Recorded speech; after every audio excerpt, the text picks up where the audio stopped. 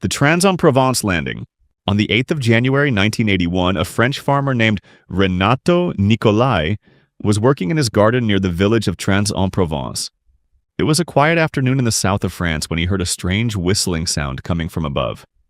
He looked up and saw a disc-shaped craft descending from the sky toward his property. The object was about 8 feet across and had a dull metallic surface. It came down slowly and landed on the ground at the far end of his garden. Nikolai stood frozen, watching the craft sit silently on the earth for about a minute. Then, without warning, the disc lifted off the ground and flew away at incredible speed. It disappeared over the tree line in just a few seconds. Nikolai rushed to the spot where the craft had landed. He found a circular mark burned into the soil about 6 feet across. The ground inside the ring looked different from the surrounding earth. He told his wife what had happened, and she called the local police.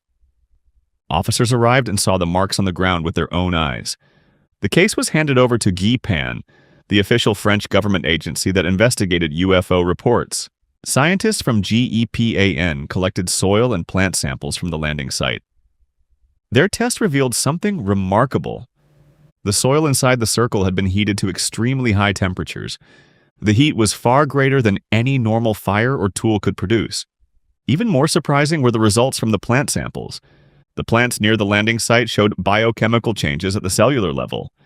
Their chlorophyll and other chemical compounds had been altered in ways scientists had never seen before. Researchers tried to recreate these changes in a laboratory but could not.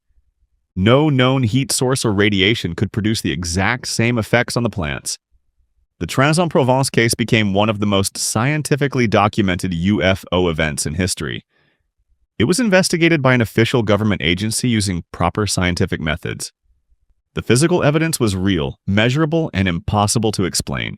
The Falcon Lake encounter, Canada. On the 20th of May 1967, a man named Stefan Michalak was searching for minerals near Falcon Lake in Manitoba, Canada. He was an amateur geologist who often spent weekends exploring the rocky wilderness. That morning, he noticed 2 glowing, cigar-shaped objects descending from the sky. One of the objects flew away, but the other landed on a flat rock about 160 feet from where he stood. The craft was disc-shaped, about 35 feet across and made of shiny, polished metal. It glowed with a reddish-orange color and gave off intense heat. Michalak watched the craft for nearly half an hour, sketching it in his notebook. He could hear humming sounds and muffled voices coming from inside the object. Thinking it might be an experimental military aircraft, he decided to approach it. As he got closer, he noticed a door was open on the side of the craft. He called out, asking if anyone needed help, but received no answer. He peeked inside and saw a maze of lights and panels, but no people. Suddenly, the door slammed shut. The craft began to rotate, and Michalak found himself standing directly in front of a grid-like vent on its surface. Without warning, a blast of scorching hot gas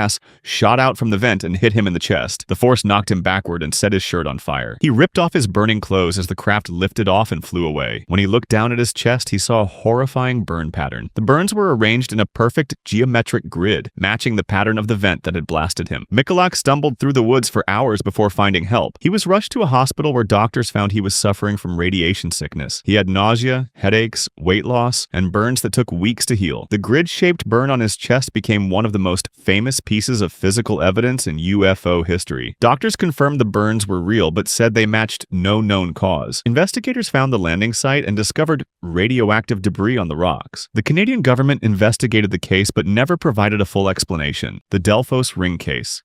On 2nd November 1971, a 16-year-old boy named Ronnie Johnson was doing his evening chores on his family's farm near Delphos, Kansas. He was tending to the sheep when he noticed a bright, glowing object hovering just above the ground about 75 feet away. The object was shaped like a mushroom and covered in multicolored lights. It made a loud rumbling sound that shook the ground beneath his feet. Ronnie stared at the object, unable to move, his eyes fixed on the brilliant glow. After a few minutes, the object suddenly brightened to a blinding intensity. Then it lifted off the ground and shot up into the sky at incredible speed. The bright light left Ronnie temporarily blinded, and his eyes hurt for days afterward. He ran inside the house and told his parents what he had seen. His mother and father rushed outside and could still see the glowing object moving away in the distance. Then they looked at the ground where the object had been hovering. A glowing ring was burned into the soil about 8 feet across. The ring itself was shimmering with a strange, pale light. Ronnie's mother reached down and touched the glowing soil with her bare fingers. Her fingertips immediately went numb, and the numbness lasted for weeks. The family called the local newspaper, and a reporter arrived to photograph the ring. Even in the photos, the ring appeared to glow faintly in the dark. Scientists later came to examine the soil inside the ring. They discovered that the dirt had become completely water-resistant. When they poured water onto the ring, it beaded up and rolled off like water on wax. The soil had been chemically altered in a way that no one could explain. Normal soil absorbs water easily, but this soil rejected it completely. Tests showed that some kind of unknown substance had bonded with the soil particles. Researchers tried to recreate the effect in laboratories, but failed every time. The ring remained visible on the Johnson farm for years after the sighting. The Delphos ring case is considered one of the strongest physical trace cases in UFO history, the Levelland Electromagnetic case. On November 2, 1957, the small town of Levelland, Texas became the center of one of the strangest nights in UFO history. It started late at night when a truck driver named Pedro Sachedo was driving on a highway outside of town. He saw a bright, egg-shaped object rise from a field beside the road. As the object passed over his truck, the engine suddenly died, and the headlights went completely dark. Sachedo was terrified as the glowing object flew away, and only then did his truck start working again. He raced to the nearest phone and called the local sheriff to report what had happened. The sheriff didn't believe him at first, thinking it was a prank. But within the next few hours, more calls started pouring in from other drivers. A college student named Newell Wright reported the exact same thing on a different road. His car engine died and his lights went out when a glowing object appeared nearby. The moment the object left, his car started up again on its own. Then another driver called in with the same story from yet another location.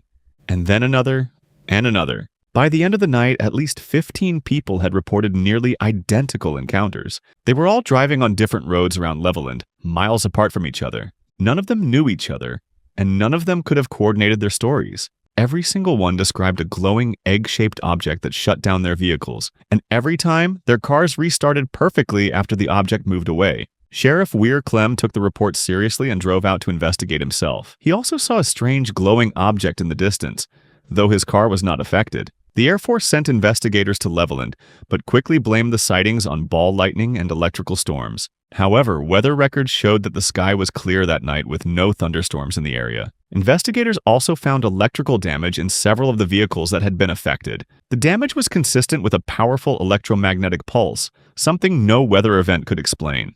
The Levelland case is one of the most well-documented electromagnetic UFO encounters ever recorded.